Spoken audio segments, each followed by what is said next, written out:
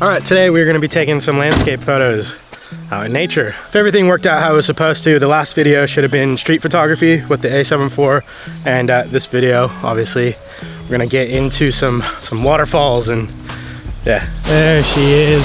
It's the middle of the day, so the photos aren't gonna be like the best, but I think we can still get some good ones. A little fun fact, I launched my Mavic Mini, my old Mavic Mini here, and I was flying it above the waterfall here, and I just see this eagle or hawk swoop down and totally take my drone out. And I thought the drone was a goner for sure, because there's water and stuff up there. I was like, oh, it's definitely in the water. But I checked the app to see if I could see my drone, and it was still giving off like a signal, you know, where you can find your drone if you lose it. So I went on this huge adventure up this mountain and had to come all the way back around to this waterfall, and there it was. My drone was still in one piece, and it worked after that. So a bit of a cool story with this waterfall. The Aboriginals believe that there's these two serpent spirits, one male, one female. I believe they're called the Wagul or Wagal, I'm not sure how you pronounce it. They believe that they created this waterfall and that they still reside here in like spirit form, and they believe that they are the bringers of life, or the creators of life. I really love a lot of the Aboriginal history here and all the spiritual stories and aspects and how they see everything so differently from your traditional way of life. And yeah, it's really fascinating. I thought I'd share that with you guys.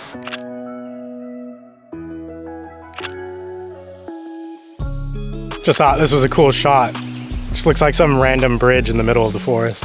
Okay, so the next spot we are going to is called Serpentine Dam, and it looks like, kind of looks like Lake Tahoe. I don't know, it's pretty cool.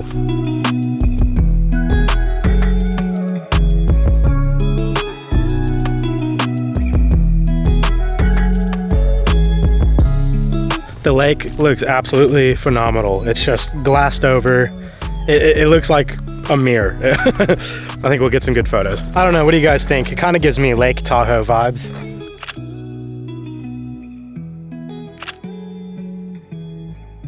I don't actually think you're allowed to cross that fence, but it's the only way I was gonna get a good photo. All the rocks were in the foreground before.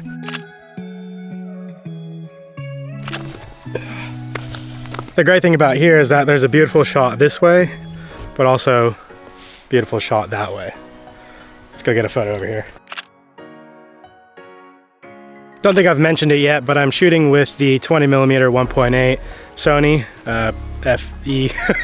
I'm new to Sony, so yeah, I'm getting used to all the names of the lenses and stuff. But yeah, shooting with the 20mm 1.8.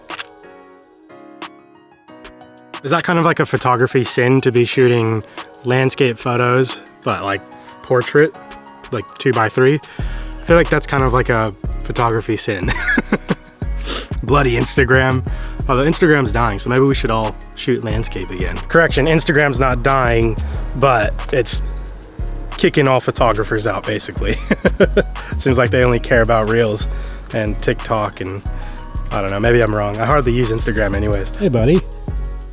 So this dam travels all the way back to that waterfall we just started at. I'm not exactly sure how far it is, but it's definitely a decent way through all that thick forest. So it's pretty cool. Another little fun fact for you. Well, I still got a couple hours until I have to pick my son up from school. So I guess we'll find somewhere else to get some photos. Decided to grab some lunch instead. Just pulled over because there's a big paddock with goats and cows, and thought it'd be kind of cool for a landscape photo. They're all right.